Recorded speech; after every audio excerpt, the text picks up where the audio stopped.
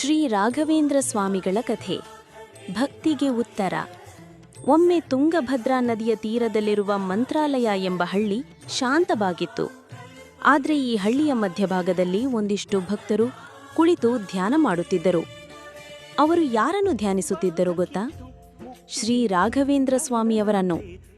ರಾಘವೇಂದ್ರ ತೀರ್ಥರು ಉತ್ತರಾಧಿಕಾರಿಯಾಗಿ ಧರ್ಮವನ್ನು ಉಳಿಸುವ ಜವಾಬ್ದಾರಿ ಹೊತ್ತವರು.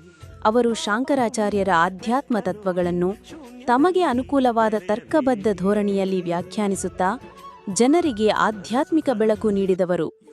ಅವರು ತಮ್ಮ ಉಪದೇಶಗಳಲ್ಲಿ ಯಾವಾಗಲೂ ಧರ್ಮೋ ರಕ್ಷತಿ ರಕ್ಷಿತಃ ಎಂದು ಪಾಠ ಮಾಡುತ್ತಿದ್ದರು. ಧರ್ಮವನ್ನು ರಕ್ಷಿಸಿದರೆ ಅದು ನಮ್ಮನ್ನು ರಕ್ಷಿಸುತ್ತದೆ ಎನ್ನುವುದು ಅವರ ನಂಬಿಕೆ. ಒಂದು ದಿನ ಒಬ್ಬ ಬಡ ರೈತ ರಾಘವೇಂದ್ರ ಸ್ವಾಮಿಗಳ ಬಳಿಗೆ ಬಂದ. ಅವನ ಹೆಸರು ಕೃಷ್ಣಯ್ಯ. ಅವನು ತನ್ನ ತಲೆಯ ಮೇಲೆ ಹೂರಿದ ಸಾಲಗಳ ಭಾರದಿಂದ ತೀರ ಭಯಗೊಂಡಿದ್ದ. ಸ್ವಾಮಿ, ನನ್ನ ಬದುಕು ಬಡವಾಯಿತು, ನಾನಿನ್ನೂ ಬದುಕಲು ಸಾಧ್ಯವಿಲ್ಲವೋ ಎಂಬಷ್ಟು ಸಂಕಟದಲ್ಲಿದ್ದೇನೆ ಎಂದ. ಸ್ವಾಮಿ ಧ್ಯಾನದಿಂದ ಎಬ್ಬಿ ಮುಗ್ಧ ಹಾಸ್ಯ ಮಾಡುತ್ತಾ ಹೇಳಿದರು, ನೀನಿನ್ನೂ ಶ್ರದ್ಧೆ